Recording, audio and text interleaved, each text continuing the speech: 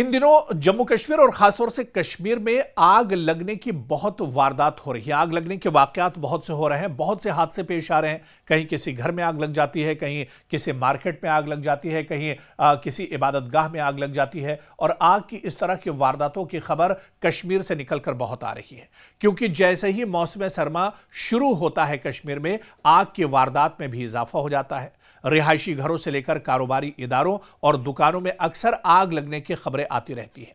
ऐसे ही श्रीनगर के कदीम और अहम इलाके बरजुला में एक भयानक आग लगने का वाकया पेश आया है, जिसने इलाके और मकीनों में खौफ और डर पैदा कर दिया है। और बड़े पैमाने पर फायर ब्रिगेड और इमरजेंसी सर्विसेज की वजह से इस आग पर काबू पाया गया।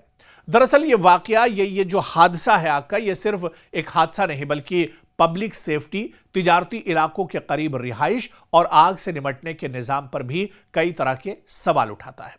यह पूरा मामला जो हादसा पेश आया है शाम के वक्त श्रीनगर के बरजुला के बुलबुल बाग इलाके में पेश आया। एक भयानक आग यहां से अचानक भड़की और एक जगह से फैलते हुए करीब जो तिजारती यूनिट्स थे, स्टोर्स थे और गोदामों तक ये आग पहुंच गई, जहां फोम, थिनर्स, रंग और दीगर आतिशगीर ऐसी चीज़ें मौजूद थी जिनमें आग तेज़ी से पकड़ सकती थी। और इसी वजह से आप देखिए कि आग तेज़ी के साथ फैली। हालांकि इमरजेंसी सर्विसेज ने 5 घंटों से भी ज़्यादा अरसे तक आग पर काबू पाने की कोशिश की।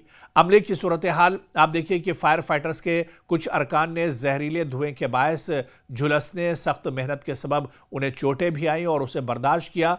और 2 फायरमैन की शिनाख्त भी सामने आई है जिन्हें अस्पताल में मुंतकिल किया गया है। तो दरअसल जम्मू कश्मीर में ये कोई पहला मौका नहीं है जब इस तरह की आग लगी है, बल्कि मौसम सरमा में दरअसल जब ठंड बहुत ज़्यादा होती है उस वक्त आग की वारदातें काफ़ी ज़्यादा होती हैं। अब बड़ा सवाल ये उठता है कि आग की बुनियादी वजूहात क्या है, आखिर ये हादसे बार बार पेश क्यों आते हैं, कहाँ पर इसमें कमी रह जाती है।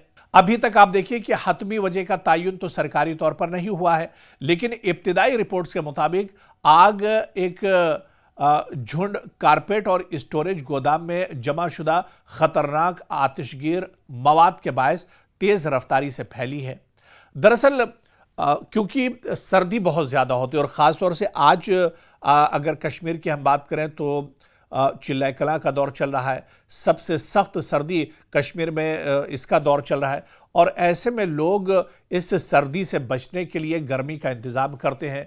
लोगों के घर में लाइट जलती है, लोगों के घर में हीटर्स जलते हैं, लोगों के घर में अंगेठियाँ जलती हैं, ब्लोवर्स जलते हैं। बहुत से घरों में ऐसा होता है जहाँ पर लाइट का इंतज़ाम नहीं है तो उनके यहाँ लकड़ी का इस्तेमाल किया जाता है। और इस तरह से कहीं ना कहीं आग लगने के खतरात एक तरह से बढ़ जाते हैं। और यही वजह, अच्छा कश्मीर में एक बड़ी वजह आग लगने की ये भी है, या आग जितनी तेज़ी से फैलती है उसके पीछे एक बड़ी वजह यह है कि कश्मीर में घरों के जो स्ट्रक्चर होते हैं, जो घरों के ढांचे होते हैं, वो आमतौर से लकड़ी से बने होते हैं। और इसके अलावा घरों में कालीन बनती है, क्योंकि कश्मीर की कालीन बहुत मशहूर है, हर घर में आपको कालीन ज़रूर मिलेगी। और ऐसे में जब ये आग लगती है तो कालीन में बहुत तेज़ी से आग पकड़ती है। उसके बाद लकड़ी के जो ढांचे और घर होते हैं उनमें ये आग बहुत तेज़ी से बढ़ती है। और इसी वजह से जब कश्मीर में आग लगती है तो ये आग मामूली नहीं होती है, बल्कि ये आग बड़ी भयानक होती है। और ऐसे में ये आग बहुत तेज़ी से फैलती भी है, क्योंकि कालीन, कपड़े और इसके अलावा लकड़ी में आग लगने की वजह से ये चंद मिनटों में पूरे घर को जलाकर राख कर देती है, खाक कर देती है। तो एक तो ये बड़ी वजह है। दूसरी जो बड़ी वजूहात बताई जाती हैं, एक तो आग लगती तेज़ी से है और फैलती तेज़ी से है। इसके अलावा आप देखिए कि जो रिहायशी इलाके हैं वो वहाँ पर गलियाँ इतनी तंग होती हैं कि फायर ब्रिगेड का अमला बहुत मुश्किल से पहुँच पाता है। पानी, आग बुझाने के लिए पानी वहाँ पर दस्तयाब नहीं होता है, तो ये भी बड़ी वजह होती है जो आग लगने के बाद नुकसान काफ़ी ज़्यादा हो जाता है।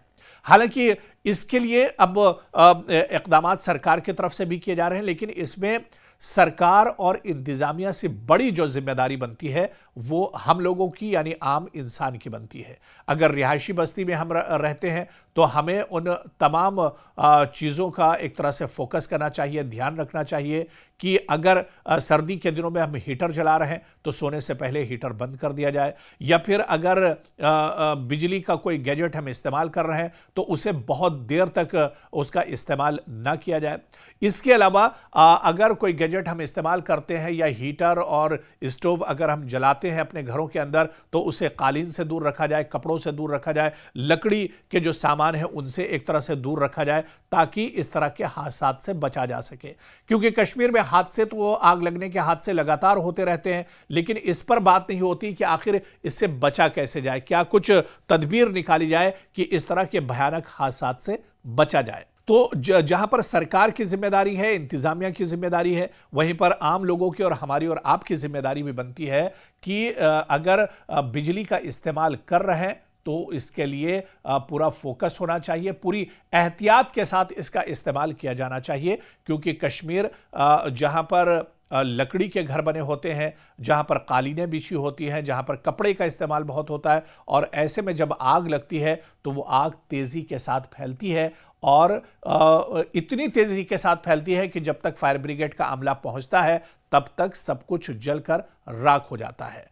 तो बड़ी मुसीबत से बचने के लिए, बड़े नुकसान से बचने के लिए हमें खुद इस पर एक तरह से फोकस करना होगा, इस पर सोचना होगा, ताकि आने वाले दिनों में इस तरह के बड़े हादसात से बचा जा सके।